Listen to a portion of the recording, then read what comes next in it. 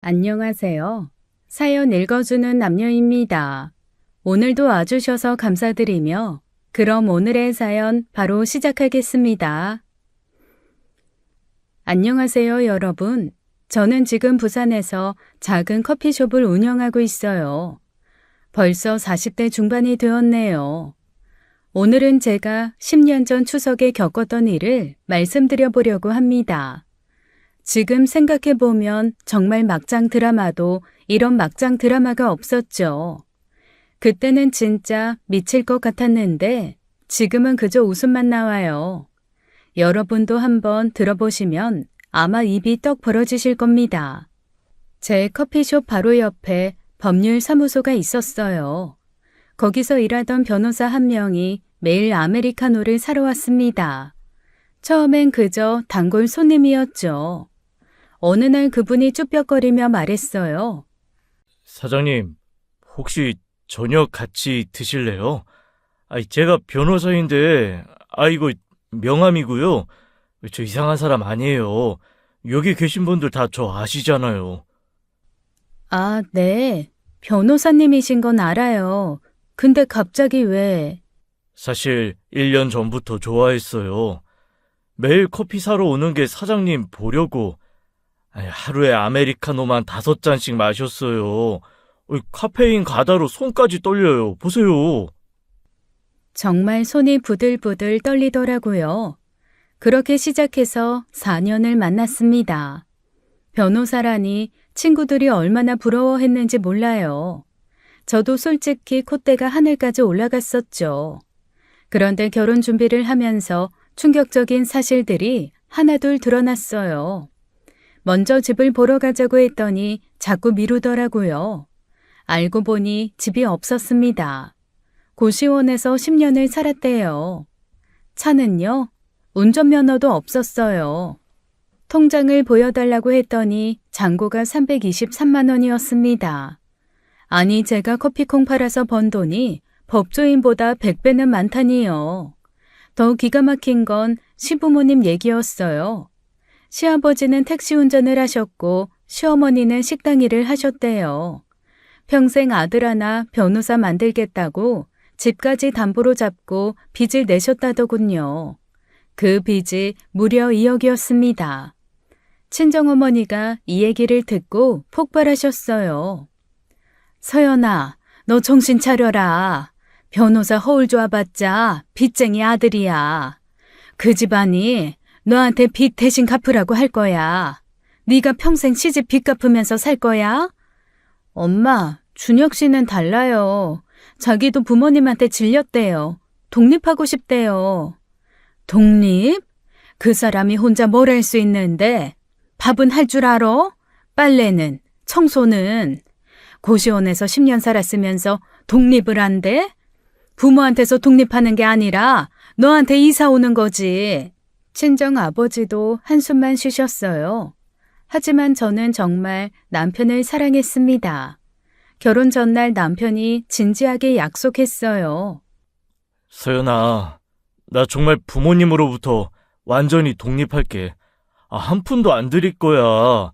우리 둘이 열심히 살면 돼. 내가 절대 고생 안 시킬게. 정말이지? 어머님이 또 돈 달라고 하면 어떻게 할 건데? 그땐 내가 막을게. 걱정하지 마. 우리 부모님도 이제 체면이 있지. 예비 며느리한테까지 손 벌리겠어? 저는 그 말을 믿었어요. 그때만 해도 시부모님 빚이 제일 큰 문제인 줄 알았습니다. 그런데 결혼하고 보니 빚은 정말 아무것도 아니더라고요. 진짜 문제는 따로 있었어요. 친정 부모님이 부산에 60평 아파트를 가지고 계셨어요. 월세로 놓고 있었는데 세입자가 나가더라고요. 아버지가 전체 리모델링을 하셨습니다. 그런데 평수가 너무 커서 새 세입자가 안 들어왔어요. 석 달째 비어 있으니까 친정 어머니가 저를 부르셨죠. 서연아, 그냥 너희가 들어가라. 어차피 비어 있는데 뭐하냐. 증여해 줄게. 땡땡 아파트? 거기 관리비만 50만 원 넘을 텐데 우리가 어떻게 감당해. 내가 관리비는 대줄게. 너희 남편 수입 생각하면 전세 구하기도 빠듯하잖아.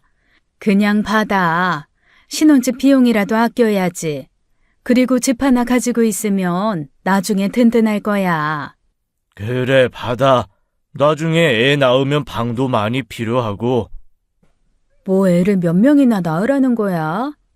저는 결국 받았습니다. 방이 7개나 되는 큰 집이었어요. 결혼식 한 달 전 시어머니가 예단 얘기를 꺼내셨습니다. 시아버지는 금시계, 시어머니는 명품 가방을 원하신다고 하셨습니다. 둘 다 합쳐서 800만 원이 넘었어요. 제 통장이 바닥났죠. 백화점 VIP 라운지에서 시어머니를 만났어요. 정성스럽게 포장한 가방을 드렸습니다. 시어머니가 리본을 풀더니 브랜드를 확인하시더라고요. 그리고는 한숨을 푹 쉬셨어요. 아이고, 이게 다야? 우리 준혁이가 변호사인데? 요즘 변호사 집안에 시집 오려면 예단으로 억대는 기본이래. 현금으로. 어머니, 저희가 신혼집도 마련했는데요. 전통적으로 하시고 싶으시면 남자 쪽에서 집을. 신혼집? 그거야 너희가 살 집이지. 너희가 좋은 거지. 내가 좋은 거니? 우리 준혁이 스펙이면 재벌과 딸도 줄을 서는데 판사, 검사 집안에서도 중매 들어왔어. 근데 우리가 널 받아준 거야. 그만해. 새아가가 얼마나 성의를 다했는데. 성의? 에휴, 내가 너무 기대를 했나 봐. 우리 준혁이가 고생고생해서 변호사가 됐는데 시계 하나, 가방 하나로 끝이라니. 저는 속으로 생각했어요. 꾸민비 한 푼 못 주는 집에서 예단 타령이라뇨. 그때 남편이 끼어들었어요. 엄마, 서연이가 60평 아파트를 신혼집으로 가져오는데 뭐가 부족해? 그 집 지금 시세가 15억이 넘는 집이야. 난 미안해서 얼굴도 못 들겠는데. 뭐? 15억? 그 집이 너희 명의야? 서연이 명의로 증여받았어. 시어머니 얼굴이 갑자기 환해지더라고요. 아이고, 우리 며느리 금수저였네. 그럼 그렇지. 우리 아들이 아무나 만나겠어? 근데 서연아, 부모님이 더 가진 것도 많지? 그 순간 저는 깨달았어요. 아, 이 집안은 정말 돈만 아는구나. 시어머니가 갑자기 제 손을 잡고 말씀하시더라고요. 양손으로 꼭 붙잡으시면서 눈물까지 글썽이셨어요.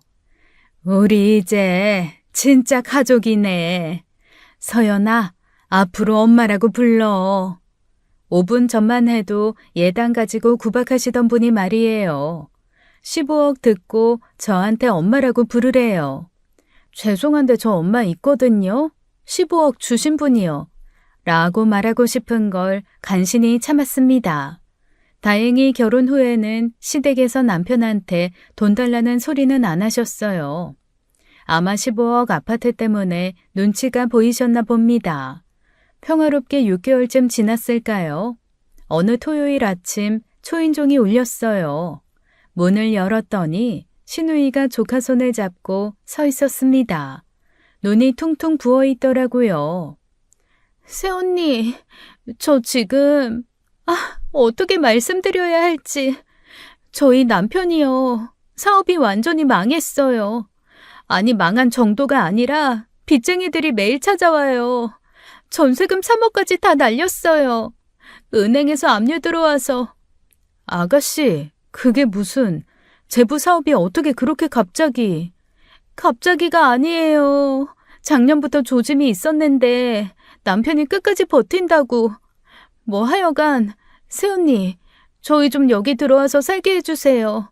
딱 3개월만요. 그동안 돈 모아서 나갈게요. 여기 들어와서 산다고요? 아가씨, 그건 좀. 저도 남편이랑 상의를 해봐야. 새언니, 상이고 나발이고 지금 우리 애가 길에서 자야 된다고요. 어제 모텔비도 없어서 찜질방에서 잤어요. 우리 민준이가 8살짜리가 찜질방 바닥에서. 불쌍하지도 않으세요? 새언니 집 방 7개잖아요. 하나만 창고라도 좋으니까 제발 딱 3개월만요. 시누이 뒤에서 조카가 저를 올려다보더라고요. 눈이 말똥말똥한 게 잠을 못 잔 것 같았어요. 아가씨, 일단 남편이랑 상의해 볼게요. 잠깐 들어와서 눈 좀 붙이세요. 새언니, 정말 갈 데가 없어요. 상의할 것도 없는데. 네, 알겠어요. 남편하고 얘기해보고요. 저는 가게 문 열어야 해서. 그렇게 가게에 가서 문을 열었는데 시어머니가 커피숍으로 찾아오셨어요. 서연아, 미경이한테 얘기 들었지? 걔가 지금 어떤 상황인지 알아? 걔가 진짜로 갈 데가 없어. 우리 집 방 2개짜리야. 거실에 이불 깔고 자라고? 그게 말이 되니? 너희는 방이 썩어 나잖아. 어머니, 저도 난처해요. 그래도 저희 신혼인데. 신혼? 지금 그게 중요하니? 아니다. 그래, 신혼 중요하지. 근데 가족이 죽게 생겼는데 네가 이해를 해야지. 안 그래? 1년, 딱 1년만 있으면 돈 모아서 나간대. 어머니, 아가씨는 3개월이라고 했는데 3개월? 누가 3개월이래? 최소한 1년은 있어야 돈을 모으든 뭐라든 하지. 서연아, 미경이가 오빠 대학 등록금 벌려고 고3 때부터 일했어. 카페 야간 알바, 주말엔 과외 뛰고. 자기는 대학도 포기했어. 오빠 변호사 만든다고. 손님들이 다 쳐다보기 시작했어요. 시어머니는 갑자기 소리를 지르시더라고요. 내가 여기서 무릎 꿇을까? 응? 꿇으면 받아줄 거야? 내 딸이 지금 죽게 생겼는데 민준이가 할머니 집에서 밤마다 울어. 엄마 어디 갔냐고. 자기네 집 어디 갔냐고. 정말로 무릎을 꿇으시더라고요. 카페 손님들이 다 쳐다보기 시작했어요. 어머니, 제발 일어나세요. 사람들이. 일어나긴 뭘 일어나. 미경이 받아주기 전엔 여기서 안 움직여. 받아줄 때까지 여기 들어 누울 거야. 오늘 여기서 자고 갈 거야. 결국 남편한테 전화했어요. 엄마가 거기서... 미안해. 미경이가 진짜 막다른 길이래. 딱 6개월만, 정말 딱 6개월만 참아줄 수 없을까? 내가 미경이한테 확실하게 못 박을게. 정말 6개월이야? 확실해? 그게 미경이 성격이 좀 더럽긴 한데 그래도 6개월 지나면 무조건 내보낼게. 내가 맹세할게. 민준이도 걔도 불쌍하잖아. 제발. 전화를 끊고 한참을 고민했어요. 신혼집에 시누이 가족이 들어온다니 우리만의 공간에 남이 산다는 게 상상이 안 됐습니다. 그런데 8살짜리 조카가 찜질방에서 잔다는 게 자꾸 머릿속에 맴돌더라고요. 저도 어릴 때 부모님이 힘들었던 시절이 있었거든요. 그때 친척집에 얹혀 살던 서러움을 아직도 기억하고 있었습니다. 조카가 무슨 죄가 있겠어요. 그렇게 시누이 가족을 받게 되었습니다. 그런데 시어머니가 마지막으로 하신 말씀이 압권이었어요. 서연아, 이 은혜는 내가 무덤까지 가져갈게. 앞으로 내가 너한테 절대로 시집살이 안 시킨다. 이 정도면 남는 장사 아니니? 그때는 몰랐어요. 시어머니의 무덤까지가 겨우 6개월짜리라는 걸요. 그리고 시누이의 딱 3개월이 1년이 넘게 이어질 줄은 더더욱 몰랐습니다. 시누이 가족이 이사 오는 날이었어요. 저는 안 쓰는 방 중에 제일 큰 방을 정리했습니다. 15평이나 되는 방이었어요. 세 식구 지내기엔 충분하다고 생각했죠. 시누이가 짐을 끌고 들어오더니 방을 둘러보더라고요. 새언니, 이 방 하나만 쓰라고요? 우리 셋인데?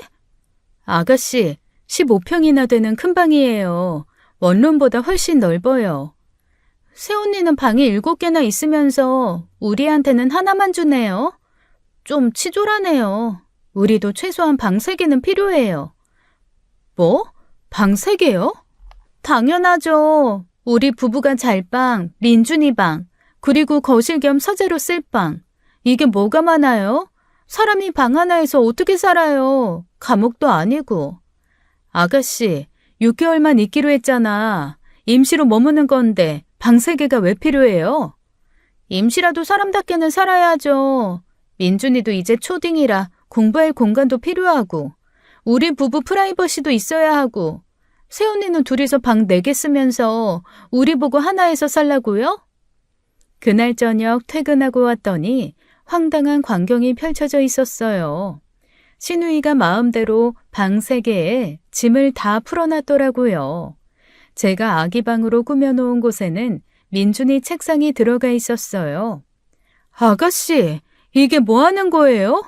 누가 방 3개 써도 된대요? 아니, 새언니, 아기도 아직 없잖아요. 빈방 놀리는 것보다 우리가 쓰는 게 낫죠. 그래도 새언니 방이 아직도 4개나 남아요. 그래도 허락도 안 받고 이렇게 가구를 다 옮기는 게 어딨어요. 우리도 진짜 필요해서 쓰는 거예요. 목소리가 커지니까 심해부가 뛰어왔어요. 죄송합니다, 아주머님. 제가 방 하나만 쓰자고 했는데 아내가 정말 죄송해요. 지금 당장 정리하겠습니다. 여보, 뭐가 죄송해. 우리 민준이가 공부할 것도 필요하고 우리도 숨 쉴 공간이 필요한데 새언니는 방이 남아도는데 왜 이렇게 쪼잔해요? 그때 남편이 집에 왔어요.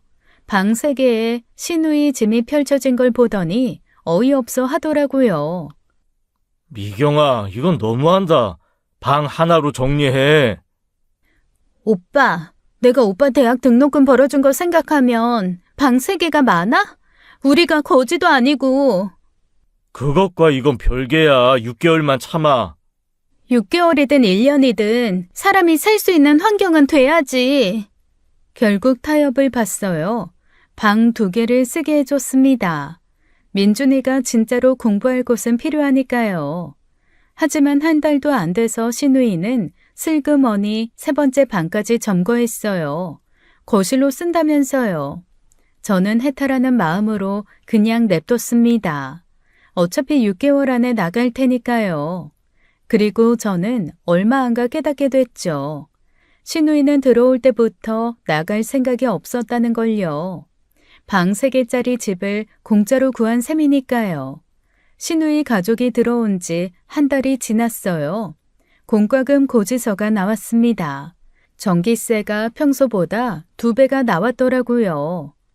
아가씨, 이번 달 공과금 3분의 1만 내주세요. 사람이 늘었으니까. 새언니, 우리가 돈이 어딨어요. 너무하네. 파산해서 들어온 건데 새언니가 좀 내주세요. 나중에 갚을게요. 아, 그럼 생활비라도. 생활비도 지금 없죠. 우리 남편이 일자리 구하면 그때 드릴게요. 새언니, 우리 민준이 불쌍하지도 않아요? 야박하게 그러지 좀 마요. 그래요. 일자리 구하면 준다니까 기다렸습니다. 근데 이상한 일이 생기기 시작했어요. 친정 어머니가 사다 놓은 한우가 사라졌습니다. 5kg나 있었는데요. 아가씨, 혹시 냉장고에 한우 봤어요? 한우요? 어제 민준이 반찬 만들어줬어요. 애가 요즘 입맛이 없어서. 새언니, 고기 좀 먹었다고 뭐라고 하실 건 아니죠? 그게 5kg였는데 다 먹었다고요? 5kg요? 그렇게 많았어요? 저는 조금인 줄 알았는데. 미안해요. 다음에 사드릴게요. 다음 날은 과일이 사라졌어요. 샤인머스켓 3박스를 선물 받았는데 하나도 없더라고요. 아, 그거요? 민준이가 과일을 좋아해서. 새언니도 어차피 다 못 먹잖아요. 가족끼리 나눠 먹는 게 당연한 거 아니에요? 나눠 먹는 거랑 혼자 다 먹는 거랑은 다르죠. 저는 맛도 못 봤는데. 혼자 다 먹은 게 아니라 가족이 먹은 거죠. 새언니 너무 인색하네. 어느 날 퇴근 후 일찍 집에 들렸어요. 거실에서 낯선 목소리가 들리더라고요. 신우이가 친구 5명을 불러서 술판을 벌이고 있었습니다. 야, 미경아, 너 진짜 팔자 폈다. 이런 집에 공짜로 살고. 그러게, 우리 새언니가 천사야, 천사. 술 더 가져올게. 아가씨, 지금 뭐 하는 거예요? 어머, 새언니 벌써 오셨어요? 친구들이 잠깐 들렀어요. 인사해, 우리 새언니야. 잠깐이 아니라 술판을 벌이고 있잖아. 다들 나가주세요. 신우이 친구들이 황급히 나갔어요. 신우이는 뾰루통에서 방으로 들어가더라고요. 친구 좀 만났다고 그렇게 화낼 일이에요? 집에만 있으면 우울증 걸린다고요. 그 다음부터는 제가 없을 때만 친구를 불렀나 봐요. 집에 오면 담배 냄새가 나고 맥주 캔이 굴러다녔거든요. 밤에는 더 가관이었어요. 신우이 부부가 새벽 2시에 배달 음식을 시켜 먹더라고요. 치킨, 족발, 곱창, 냄새가 온 집안에 퍼졌습니다. 남편한테 얘기했어요. 여보, 당신 동생 너무하지 않아? 공과금도 안 내고 우리 음식 다 먹고 그러면서 저렇게 배달 음식 시켜 먹을 돈은 있나 보네. 어쩜 빈말이라도 먹어보라는 말도 안 해? 미안해. 내가 얘기할게. 미경이가 원래 좀 그래. 조금만 더 참아줘. 언제까지? 곧 나갈 거야. 매제가 일자리 알아보고 있대. 심해부는 정말 새벽부터 나가서 밤늦게 들어왔어요. 일용직이라도 하면서 돈을 모으는 것 같았습니다. 그 모습이 너무 안쓰러워서 신우이 행동도 참았어요. 그런데 화장실 청소를 하다가 발견했습니다. 쓰레기통에 비싼 브랜드 쇼핑백이 있더라고요. 신우이가 명품 화장품을 샀던 거예요. 돈이 없다면서요. 친정어머니가 오셨다가 한마디 하셨어요. 서연아, 너 호구됐다.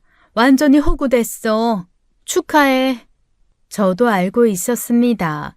하지만 이미 시작된 일 6개월만 버티고 쫓아내자고 생각했어요. 저도 할 만큼 하고 내보내야 나중에 할 말도 생기니까요. 근데 그게 착각이었다는 걸 곧 알게 되었지만요. 신우이가 들어온 지 2달째 되던 날이었어요. 아침에 출근하려고 옷을 고르는데 이상했습니다. 제가 제일 아끼는 실크 블라우스가 없더라고요. 거실에 나왔더니 신우이가 제 블라우스를 입고 있었어요. 그것도 커피를 마시면서요. 아가씨, 그거 내 옷이잖아요. 아, 새언니 옷이었어요? 세탁기 위에 있길래 버리는 건 줄 알았어요. 예뻐서 입어봤는데 저한테 딱이네요. 버리는 거라니. 그거 30만 원짜리 블라우스예요. 당장 벗어요.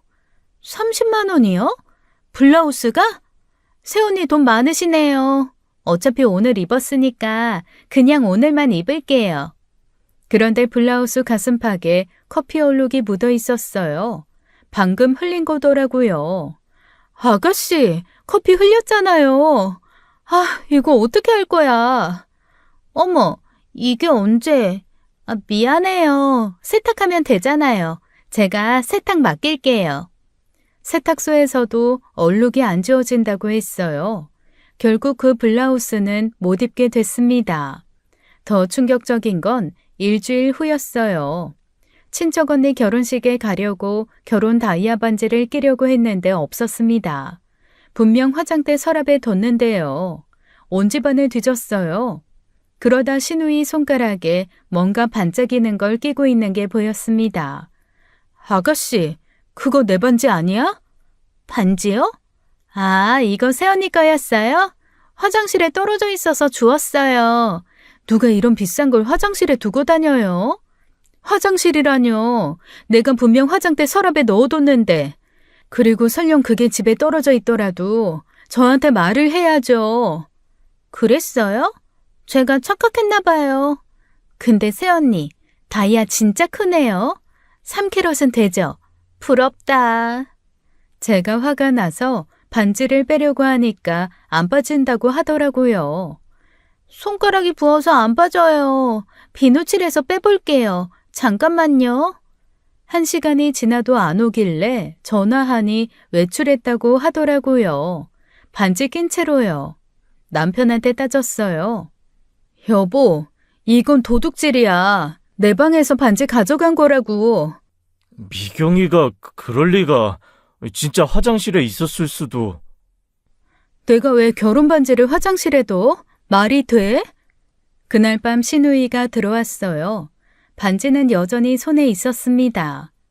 새언니, 반지 빼려고 했는데 병원 가야 할 것 같아요. 손가락이 너무 부어서. 병원비 좀 주실 수 있어요? 뭐? 병원비를 달라고요? 그때 저도 폭발했어요. 신우이 방에 들어가서 그녀의 명품백을 집어 들었습니다. 이제부터 이거 내 거야. 아가씨가 내 반지 낀 대가야.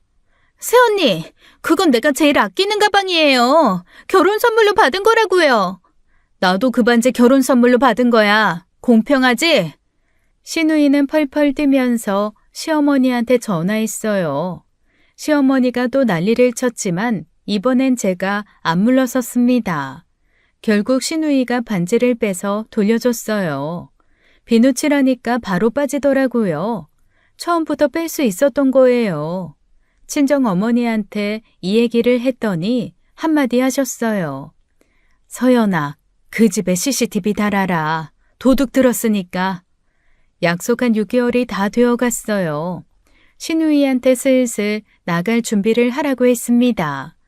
아가씨, 다음 달이면 6개월이에요. 집은 알아봤어요? 새언니, 사실 아직 돈을 못 모았어요. 우리 남편 일용직 뛰어도 하루에 20만 원도 안 되고 3개월만 더 있으면 안 될까요? 3개월 더요? 약속은 6개월이었잖아요. 알아요. 근데 전세 보증금이 하나도 없어요. 민준이 학원비도 못 보내고 있어요. 새언니, 제발 3개월만요. 이번엔 진짜예요. 심해부가 와서 무릎까지 꿇었어요. 아주머님, 정말 죄송합니다. 제가 무능해서 3개월 안에 꼭 나가겠습니다. 지금 취직 면접도 여러 군데 봤어요. 일어나세요. 왜 무릎을. 새언니 제발요. 이번엔 절대 어기지 않을게요. 그렇게 3개월을 더 있게 해줬어요. 근데 3개월 후에도 똑같은 얘기를 하더라고요. 이번엔 심해부가 드디어 취직이 됐다면서요. 첫 월급 받으면 나간다고 했습니다. 그 첫 월급이 언제 나올지는 아무도 몰랐지만요. 그 사이에 제 배는 점점 불러왔어요. 임신 8개월쯤 되니까 커피숍 일도 힘들었습니다. 그때 신우이가 갑자기 적극적으로 나서더라고요. 새언니, 제가 커피숍 일 도와드릴게요. 배 나온 상태로 일하기 힘들잖아요. 정말요? 그럼 고마운데 시급은? 아니에요. 가족인데 무슨 돈을 받아요. 새언니가 우리 1년 가까이 재워주고 먹여줬는데 이제 제가 보답할 차례예요. 처음엔 의심했는데 신우이가 정말 열심히 일했어요. 커피도 잘 만들고 손님 응대도 잘하더라고요. 직원들보다 더 성실했습니다. 아, 공짜가 제일 비싸다는 말이 있잖아요. 그때는 몰랐어요. 신우이의 무료 노동이 제일 비싼 값을 치르게 될 줄은요. 출산이 가까워지자 신우이가 더 헌신적이었어요. 새언니, 아기 낳으면 제가 다 도와드릴게요. 민준이 키워본 경험 있잖아요. 산후조리 편하게 하세요. 남편도 신우이가 변했다고 좋아했어요. 미경이가 드디어 철이 든 것 같아. 당신한테 정말 고마운가 봐. 그래도 1년이나 됐는데 언제 나가는 거야? 매제가 이제 중소기업 과장 됐대. 조금만 더 있으면 나갈 거야. 아이를 낳고 나서도 신우이는 정말 잘 도와줬어요. 기저귀 갈기, 분유 먹이기, 아이 재우기까지. 덕분에 저는 산후조리를 수월하게 했습니다. 친정어머니가 오셔서 경고하셨어요. 서연아, 네 신우가 왜 갑자기 천사가 됐는지 알아? 아예 눌러 앉으려고 점수 따는 거야. 엄마, 그래도 정말 많이 도와줘. 1년이나 공짜로 살았으면 그 정도는 해야지. 근데 너무 믿지 마. 뱀이 겨울잠 자는 거랑 똑같아. 엄마 말이 맞았어요. 뱀이 정말 겨울잠 자고 있었던 거예요. 신우이가 들어온 지 딱 1년이 되던 날, 저는 충격적인 대화를 엿듣게 됐습니다. 그날 밤 새벽에 자다 일어나서 물을 마시러 나왔어요. 신우이 방에서 불이 새어나오고 목소리가 들렸습니다. 문이 살짝 열려 있더라고요. 미경아, 이제 진짜 나가자. 돈도 꽤 모았잖아. 아주머님한테 너무 미안해. 여보, 왜 그래? 여기가 얼마나 좋은데. 공짜 집에 관리비도 안 내고 식비도 안 들고. 그래도 1년이나 됐어. 약속도 어겼고. 약속? 우리가 언제 계약서 썼어? 그냥 말로 한 거잖아. 그리고 내가 얼마나 열심히 일하는데 커피숍에서도 일하고 애기도 봐주고. 그건 그렇지만. 여보, 우리가 1년 동안 얼마 모았는지 알아? 5천만 원이야. 월세도 안 내고 공과금도 안 내니까 당신 월급 다 저축한 거야. 5천만 원이나 모았으면 이제 나가서 살 수 있잖아. 바보야. 왜 나가? 여기서 2년만 더 있으면 1억은 더 모을 수 있어. 그럼 우리도 집 살 수 있다고. 저는 숨이 멎는 것 같았어요. 5천만 원을 모았다고요? 그동안 돈이 없다고 울고불고 했는데요. 그리고 말이야, 이 동네 초등학교가 강남 못지않게 좋대. 민준이 여기서 졸업시켜야 돼. 학원도 다 가깝고. 민준이 이제 겨우 2학년인데 언제까지? 최소한 중학교까지는 여기 있어야지. 그때까지만 버티면 우리 인생 필 수 있어. 그때 아기가 울었어요. 저는 급히 방으로 들어갔습니다. 아주 열이 뻗쳤죠. 다음 날 아침 신우이가 평소처럼 밝게 인사했어요. 새언니, 잘 잤어요? 오늘도 제가 커피숍 일찍 가서 준비할게요. 아가씨, 이제 정말 나가야 할 것 같은데. 신우이 표정이 굳더라고요. 왜요? 제가 뭐 잘못했어요? 열심히 일하고 있잖아요. 1년 됐잖아요. 약속은 6개월이었고. 새언니, 우리 민준이 지금 학교 잘 다니고 있어요. 전학 가면 적응 못해요. 초등학교만 여기서 졸업하게 해주면 안 돼요? 초등학교 졸업이면 앞으로 4년은 더 있어야 하잖아요. 새언니가 진짜 매정하네. 내가 그동안 얼마나 도와드렸는데. 나 엄마한테 다 말할 거예요. 그리고 정말로 시어머니한테 전화했어요. 30분 후 시어머니가 집으로 오셨습니다. 서연아, 미경이가 얼마나 널 도와줬는데 이제 와서 나가라고 해? 인정이 없는 것도 정도가 있지. 가족끼리 이러는 거 아니다. 그때 저는 폭탄을 던졌어요. 어머니, 아가씨가 5천만 원 모았대요. 순간 정적이 흘렀습니다. 시어머니가 신우이를 노려봤어요. 뭐? 5천만 원? 미경아, 사실이야? 엄마, 그게... 아니야. 새언니 지금 무슨 소리 하는 거예요? 저희가 5천이 어딨어요. 어젯밤에 아가씨가 매부한테 직접 말하는 거 들었어요. 2년만 더 있으면 1억 모을 수 있다고요. 미경아, 돈이 있으면서 왜 못 나간다고 거짓말했어? 엄마, 진짜 없었어. 이제 겨우 조금 모은 거야. 그것도 민준이 대학 가려면 턱없이 부족해. 죄송합니다. 제가 미경이 설득해서 나가겠습니다. 여보, 왜 그래? 우리가 뭐 잘못했어? 돈 모으는 게 죄야? 결국 그날은 시어머니가 신우이를 데리고 갔어요. 저는 그날 바로 커피숍에 직원 채용 공고를 붙였습니다. 신우이한테 이달 말까지 나가라고 통보했고요. 새언니, 정말 이러실 거예요? 제가 1년 동안 새언니 얼마나 도와드렸는데. 아가씨가 무료로 일한 대가로 1년 동안 공짜로 살았잖아요. 이제 계산 끝났어요. 민준이는 어떡하라고요? 학교 전학 가면 애 상처받는다고요. 그건 아가씨가 알아서 할 일이에요. 아, 진짜 너무하네. 너무해. 어쩜 사람이 이렇게 정이 없어요? 신우이가 며칠 커피숍에 안 나왔어요. 그러다 토요일 저녁 사건이 터졌습니다. 거실에서 아이가 우는 소리가 들렸어요. 나가보니 민준이가 제 아이를 때렸더라고요. 아이 이마에 혹이 났어요. 민준아, 왜 아기 때렸어? 짜증나서요. 다 외숙모 때문이에요. 우리 집에서 나가라고 해서요. 신우이가 뛰어나왔어요. 민준아, 왜 그랬어? 어서 외숙모한테 사과해. 싫어요. 남편도 나왔어요. 아기 머리를 확인하더니 정말 화가 났나 봐요. 미경아, 이거 너무하잖아. 100일도 안 된 아기 머리를 때려? 그러다가 큰일 나면 어쩌려고? 오빠, 우리 민준이가 일부러 그런 거 아니야. 애들끼리 놀다가 실수한 거야. 실수요? 누워있는 아기를 일부러 때린 게 실수예요? 신우이가 갑자기 무릎 꿇고 울기 시작했어요. 민준아, 이리 와. 엄마한테 와. 우리가 잘못했어. 외숙모한테 사과하자. 싫어요. 왜 내가 사과해요? 여기가 우리 집인데 왜 우리가 나가요? 외숙모가 나가요. 우리 집에서 나가요.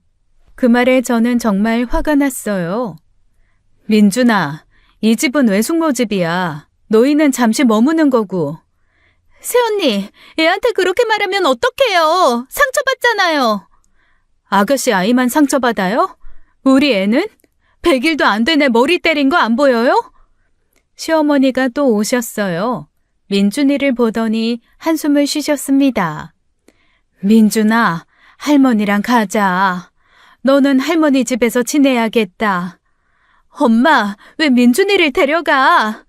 네가 제대로 못 가르쳤잖아. 애가 왜 이렇게 버릇이 없어? 신우이가 절 원망스럽게 쳐다봤어요. 다 새언니 때문이에요. 우리를 식구로 안 봐주니까 애가 삐뚤어진 거라고요. 뭐요? 1년을 공짜로 먹여주고 재워줬는데 식구로 안 봤다고요? 공짜가 아니에요. 내가 얼마나 일했는데. 미경아, 이번 달 말까지야. 무조건 나가. 신우이는 저희를 노려보다가 민준이를 데리고 방으로 들어갔어요. 아기가 다행히 크게 다치지는 않았지만 한참을 울었습니다. 그런데 신우이가 이 일을 빌미로 또 한 달을 더 버텼어요. 아이가 충격받았다면서요. 어이가 없더군요. 사랑받는 건 쉽지만 내보내는 건 어려운 일이었습니다. 끌어낼 수는 없는 거잖아요. 민준이 사건 이후로 신우이는 커피숍에 다시 나왔어요. 이번엔 정말 열심히 일하면서 용서를 구하는 것 같았습니다. 그런데 이상한 남자가 자주 왔어요. 키가 크고 잘생긴 남자였는데 매일 같은 시간에 와서 신우이랑 얘기하고 갔습니다. 처음엔 그냥 단골 손님인 줄 알았어요. 어느 날 직원이 저한테 귀띔을 했어요. 사장님, 저 남자 손님이랑 신우이 분이 좀 이상해요. 손 잡는 거 봤어요. 손을 잡아? 설마 그냥 친한 사이겠지. 친한 정도가 아니에요. 어제는 신우이 분이 그 남자 볼에 뽀뽀했어요. 그날부터 유심히 지켜봤어요. 정말 수상했습니다. 신우이가 그 남자 오는 시간에 화장을 고치더라고요. 그리고 일주일 후 결정적인 장면을 봤어요. 커피숍 일 끝나고 신우이가 먼저 나갔는데 깜빡 잊고 물건을 놓고 갔더라고요. 전화했더니 안 받아서 제가 직접 찾아 나섰어요. 길 모퉁이에서 신우이를 봤는데요. 그 남자랑 키스하고 있었습니다. 그리고 둘이 팔짱을 끼고 걸어가더라고요. 저는 본능적으로 따라갔어요. 혹시나 했는데 정말로 모텔로 들어가더라고요. 손을 맞잡고 들어가는 모습을 연속으로 사진을 찍었습니다. 심장이 쿵쾅거렸어요. 심해부가 새벽부터 일하러 나가는데 신우이가 불륜이라뇨. 집에 와서 밤새 고민했어요. 이걸 심해부한테 말해야 하나, 남의 가정사에 끼어드는 게 맞나. 하지만 심해부가 너무 불쌍했습니다. 그 성실한 사람이 이런 배신을 당하고 있다니 제 마음이 다 아프더군요. 무엇보다 우리 집에서 벌어지는 일이잖아요. 남편에게 이 사실을 말하기 전 저는 사실관계를 확인해야 했죠. 다음 날 그 남자가 또 커피숍에 왔어요. 저는 그를 따로 불렀습니다. 저기, 혹시 우리 신우랑 어떤 사이세요? 아, 그냥 친구예요. 왜요? 친구가 모텔에 같이 가요? 어제 봤어요. 그게 사실... 제 신우가 유부녀인 거 아시죠? 남편도 있고 아이도 있어요. 뭐라고요? 유부녀요? 아니, 미경 씨 이혼했다고 했는데요. 남편이 바람 피워서 이혼하고 혼자 아이 키운다고. 이혼한 게 아니라 남편이랑 같이 우리 집에 살고 있고요. 신우 남편이 바람난 게 아니라 지금 신우가 바람이 난 거라고요. 말도 안 돼. 정말이에요? 못 믿겠으면 지금 매부한테 전화 걸어서 바꿔줄까요? 그 남자는 충격받은 표정으로 나갔어요. 그리고 신우이한테 전화를 했나 봐요. 신우이가 헐레벌떡 뛰어왔습니다. 새언니, 우성 씨한테 뭐라고 한 거예요? 사실을 말했지. 아가씨 유부녀라고. 왜 남의 일에 참견해요? 제 인생이잖아요. 남의 일? 우리 집에 살면서 불륜을 해? 매부는 새벽부터 새벽까지 일하는데. 신우이가 무릎을 꿇었어요. 새언니, 제발 남편한테는 비밀로 해주세요. 한 번만 용서해주세요. 우성 씨랑 정리할게요. 이미 늦었어. 우리 가족 회의할 거야. 신우이 얼굴이 새파랗게 질렸습니다. 불륜의 대가를 치를 시간이 온 거예요. 신우이가 계속 무릎 꿇고 빌었지만 저는 집으로 향했어요. 신우이가 뒤따라와서 제 팔을 붙잡았습니다. 새언니, 제발 말하지 마요. 그래. 저 지금 당장 집 나갈게요. 오늘 밤에 바로 짐 싸서 나갈게요. 이제 와서? 늦었어요. 새언니, 제가 잘못했어요. 민준이 생각해주세요. 애가 아빠 없이 어떻게 살아요? 애를 걱정하는 여자가 바람을 피워요? 그리고 왜 아빠가 없어요? 엄마가 없이 살겠지. 저는 신우이를 뿌리치고 집으로 들어갔어요. 남편이 거실에 있었습니다. 여보, 할 말 있어. 신우, 미경이 불륜하고 있어. 뭐? 그게 무슨 소리야? 불륜? 커피숍 단골이랑 3개월째 만나고 있어. 어제 모텔 들어가는 것도 봤어. 사진도 있어. 남편이 사진을 보더니 얼굴이 빨갛게 달아올랐어요. 이게? 야, 최미경, 나와! 신우이가 울면서 방에서 나왔어요. 이게 뭐야? 이 사진 뭐냐고? 너 매제는 새벽부터 일하는데 넌 바람 피운 거야? 미쳤구나, 진짜. 오빠, 미안해. 한 번만 용서해줘. 어? 태수 씨한테 한 번만 비밀로 해줘. 비밀? 말이 되는 소리를 해. 매제가 얼마나 좋은 사람인데 우리 집안 망신을 시켜? 저는 시어머니한테 전화했어요. 어머니, 지금 바로 오세요. 미경이가 큰일 쳤어요. 무슨 일인데 그래? 와서 직접 보세요. 바람났어요. 시어머니가 20분 만에 도착했어요. 사진을 보시더니 신우이를 때릴 기세였습니다. 이 미친년! 너 진짜 정신이 있어 없어? 남편이 있는데 딴 남자를 만나? 강서방한테 어떻게 이런 짓을 해? 엄마, 잘못했어. 정말 잘못했어. 예, 서연아, 지금 당장 강서방한테 전화해라. 당장! 심해부한테 전화했어요. 집으로 와달라고 했습니다. 1시간 후 심해부가 헐레벌떡 뛰어왔어요. 아직 작업복도 못 벗은 채였습니다. 무슨 일이세요? 저는 말없이 휴대폰을 건넸어요.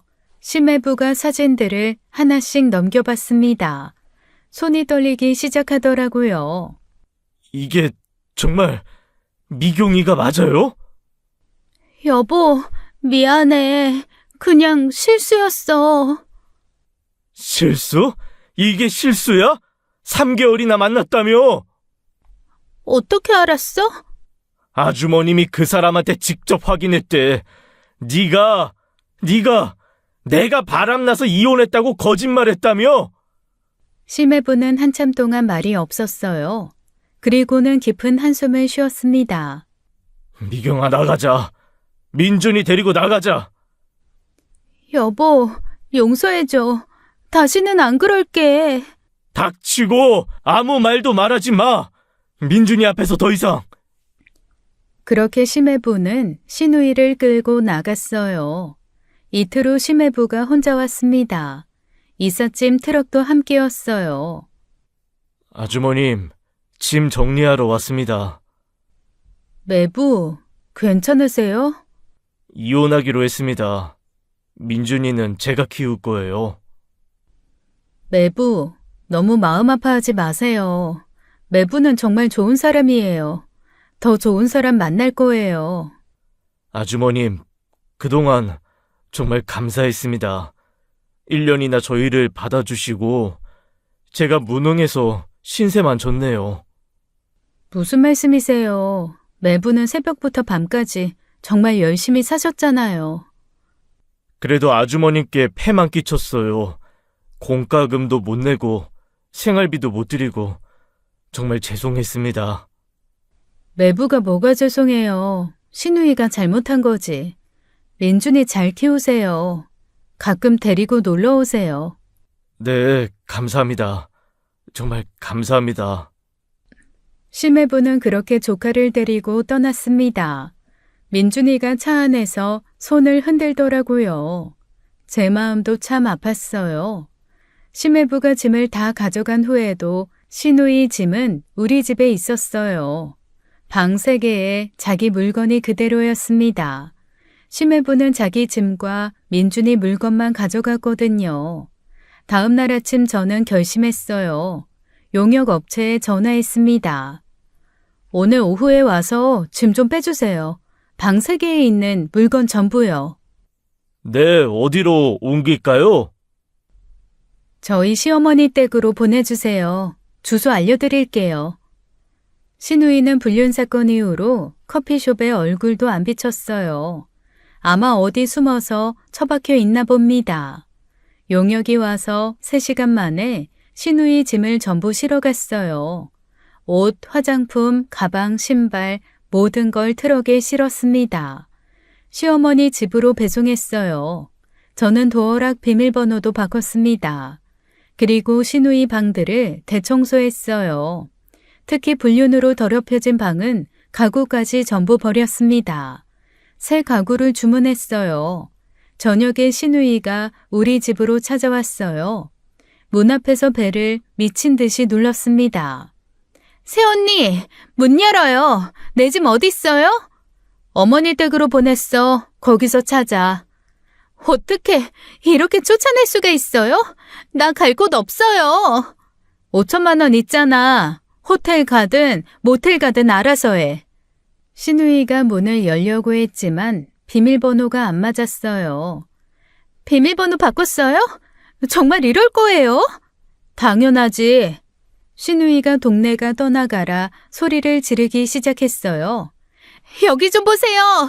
이 집이 얼마나 잔인한지 가족을 길거리로 쫓아내요. 1년 동안 일해준 사람을 이렇게 버려요? 이웃들이 나와서 구경했어요. 창피했지만 저는 꿋꿋하게 버텼습니다. 그때 시어머니가 왔어요. 미경아, 왜 여기서 난리야? 엄마, 새언니가 내 짐 다 버렸어. 이게 가족이라는 인간이 할 짓이야? 닥쳐. 네가 한 짓 생각하면 이것도 감사해야지. 서연아, 잘했다. 이런 건 빨리 쫓아내야 해. 엄마도 왜 이래? 나 엄마 딸이야. 딸은 무슨? 넌 이제 우리 집안 사람 아니야. 태수랑 이혼하면 너도 남이야. 네 짐 우리 집에 있으니까 짐 가져가고 다시는 여기 오지 마. 남편도 퇴근하고 왔어요. 미경아, 그만 가. 동네 창피하게 왜 이래? 오빠, 1년 동안 같이 살았잖아. 이렇게 동생 버릴 거야? 네가 불륜한 순간 끝난 거야. 택시 불러줄 테니까 가. 결국 신우이는 시어머니와 남편에게 혼나고 떠났습니다. 떠나면서도 계속 욕을 했어요. 다들 후회할 거야. 후회할 거라고. 내가 얼마나 도움됐는지 모르고 은혜를 원수로 갚아? 도움? 1년 동안 공짜로 살고 내 음식 다 축내고 방세개 차지하고 자기 남편 새벽부터 일하는 동안 딴 남자 만나고 그게 도움이야? 아, 맞다. 도움 됐네. 아가씨 덕분에 뱀 같은 인간 구별법 확실히 배웠으니까. 저는 문을 닫고 들어왔어요. 드디어 끝났구나 싶었습니다. 1년 만에 우리 집이 다시 우리 집이 된 거예요. 그런데 이게 진짜 끝이 아니었습니다. 신우이를 쫓아낸 지 한 달이 지났어요. 평화로운 나날이 계속됐습니다. 드디어 우리 집이 우리 집 같았어요. 추석 연휴 저와 남편은 친정에 다녀왔어요. 이틀 동안 친정에 있다가 집에 돌아왔는데 뭔가 이상했습니다. 신발장이 열려 있더라고요. 여보, 신발장 열고 나갔어? 아니, 안 열었는데? 불안한 마음에 집안을 둘러봤어요. 안방 서랍이 다 열려 있었습니다. 화장대도 뒤집어져 있었어요. 도둑 들었어. 내 보석함이 없어. 뭐? 잠깐. CCTV 확인해보자. 우리 집엔 홈 CCTV가 있었거든요. 아기 때문에 설치한 거였어요. 영상을 돌려보다가 저는 경악했습니다. 신우이였어요. 추석 연휴 첫날 우리가 나간 직후에 들어왔더라고요. 뭐야? 얘 어떻게 들어온 거야? 비밀번호 바꿨잖아. 열쇠공 불렀나 보네. 아직도 주소지가 여기로 되어 있으니까 그래서 열쇠공이 열어준 거야. 신우이는 30분 동안 집을 샅샅이 뒤졌어요. 보석함을 들고 나가는 게 보였습니다. 현금 봉투도 챙겼어요. 제 명품 가방 2개도 가져갔더라고요. 제 결혼 다이아 반지까지 들고 나가는 모습이 선명하게 찍혔어요. 미쳤네. 정말 미쳤어. 이거 완전 절도잖아. 피해 금액이 얼마나 돼? 보석함에 있던 것만 해도 500만 원은 넘어. 현금이 200만 원 있었고 가방이 각각 300만 원이야. 반지는 1000만 원짜리야. 2천만 원이 넘네. 이거 형사처벌 받아야 해. 경찰에 바로 신고하자. 잠깐. 먼저 엄마한테 알려야 할 것 같아. 시어머니한테 전화해서 CCTV 영상을 보내드렸어요. 시어머니는 영상을 보시더니 말을 잇지 못하셨습니다. 이게 정말 미경이야? 네, 어머니. 추석에 저희 없는 사이에 들어왔어요. 미친년, 도둑질까지. 서연아, 내가 정말 미안해. 아휴, 내가 정말 미안하다. 내가 딸년을 아주 제대로 잘못 키웠어. 너한테 면목이 없다. 엄마, 저희 경찰에 신고할 거예요. 그래, 그래야지. 신고해라. 내가 미경이한테 연락해볼게. 전화 받으면 훔친 거 돌려주라고 할게. 하지만 신우이는 전화를 받지 않았어요. 시어머니와 남편이 수십 통을 걸어도 소용없었습니다. 얘가 아예 참수를 탔나 봐. 서연아, 정말 미안하다. 어머니가 미안해하실 일이 아니에요. 내일 아침에 경찰서 가서 고발장 접수할게요. 그래, 이번엔 내가 막지 않을게. 자기가 한 일에 책임을 져야지.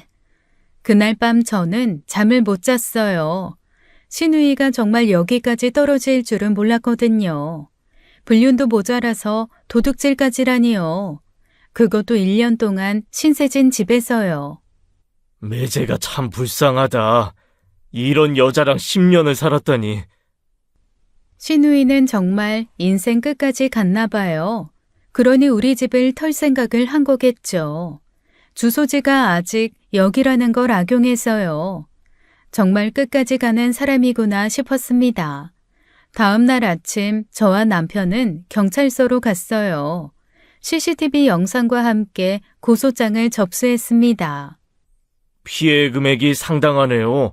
절도 및 주거 침입으로 진행하겠습니다. 네, 선처 없이 끝까지 갈 겁니다. 그날 오후 시어머니한테 전화가 왔어요. 서연아, 미경이랑 통화가 됐어. 정말요? 뭐래요?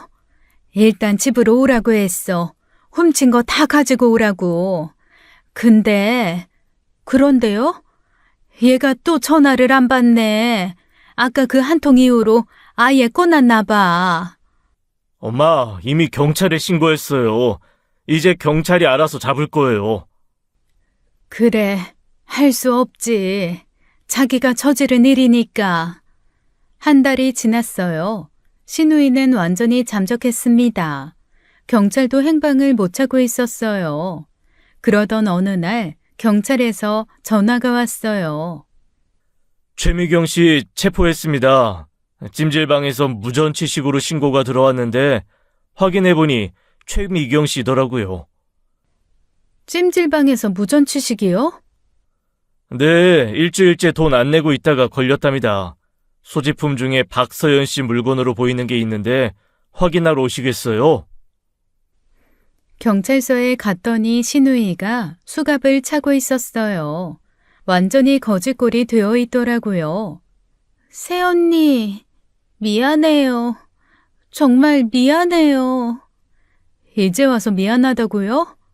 경찰이 압수품을 보여줬어요. 제 명품 가방과 폐물들이 있었습니다. 다행히 현금 빼고는 모두 그대로 있었어요. 나머지 현금은 어떻게 됐습니까? 생활비로 다 썼어요. 정말 죄송해요. 저는 더 이상 할 말이 없었어요. 1년 동안 우리 집에서 공짜로 살던 사람이 이렇게 됐다니요. 변호사가 합의를 권했습니다. 초범이고 일부 피해품을 회수했으니 합의하면 집행유예 가능합니다. 합의 안 해요. 새언니, 제발 저 전과자 되면 어떻게 살아요? 이 일을 저지르기 전에 생각했어야지. 우리가 널 어떻게 대해줬는데? 시어머니도 오셨어요. 딸을 보시더니 한숨만 쉬셨습니다. 미경아, 이제 네가 책임져야 해. 엄마는 더는 못 도와줘. 엄마, 제발. 나 엄마 딸이잖아. 서연아, 준혁아, 미안하다. 그리고 미경이 넌 내 딸이지만 벌 받아야 돼. 준혁아, 합의하지 마라. 결국 신우이는 재판을 받았어요. 주거 침입 및 절도죄로 징역 6개월을 선고받았습니다. 나중에 시매부한테 연락이 왔어요. 아주머님, 미경이 소식 들었습니다. 감옥 갔다면서요? 네, 어쩔 수 없었어요. 사실 5천만 원은 제가 가지고 있었어요. 민준이 양육비로 쓰려고요. 미경이는 그 돈 말고도 2천만 원 있었는데 그것도 다 탕진했나 봅니다. 2천만 원을 한 달 만에 다 쓰고 제 집을 턴 거였어요. 정말 끝까지 추락하는 사람이었습니다. 그 일이 있은 후 저는 남편과 아이만 생각하며 살기로 했어요. 우리 가족만 잘 살면 된다고요. 신우이는 6개월 후에 교도소에서 나왔어요. 그리곤 서울로 올라가서 혼자 일을 구해 살아갔죠. 녹록지 않은 삶이라 들었습니다. 무슨 일을 하는지는 모르겠어요. 알고 싶지도 않고요. 시어머니한테는 가끔 찾아가서 사죄를 한다고 들었어요. 용서를 구하고 울고불고 한대요. 하지만 정작 저와 남편한테는 한 번도 찾아오지 않았습니다. 사과 한마디 없었고요. 그게 벌써 10년 전 일이에요. 10년 전 추석에 일어나던 일입니다. 그때 100일이었던 우리 아이가 이제 초등학교 4학년이 됐어요. 세월 참 빠르죠? 지금도 신우이와는 명절이나 제사 때 한 번씩 얼굴을 봅니다. 시댁에 가면 어쩔 수 없이 마주치게 되거든요. 하지만 서로 말은 안 해요. 눈도 안 마주칩니다. 그냥 남남처럼 지내요. 가끔 시어머니가 안타까워 하시지만 어쩔 수 없어요. 한번 깨진 신뢰는 다시 붙일 수 없으니까요. 신우이도 알고 있을 거예요. 자기가 얼마나 큰 잘못을 했는지요. 심해부는 재혼해서 잘 살고 있어요. 민준이도 새엄마와 잘 지낸다고 들었습니다. 가끔 심해부가 명절 인사차 전화를 주시는데 참 고마운 분이에요. 그때 그 고생을 하고도 저희한테 늘 감사하다고 하시거든요. 이제는 그냥 웃으면서 얘기할 수 있어요. 10년이라는 시간이 약이 된 건지도 모르겠네요. 그래도 다시는 그런 일을 겪고 싶지 않습니다. 우리 집은 우리 가족만 사는 게 제일 좋으니까요. 지금까지 사연 읽어주는 남녀였습니다. 끝까지 시청해주신 여러분 감사드리며 저희는 다음 사연으로 돌아올게요. 감사합니다.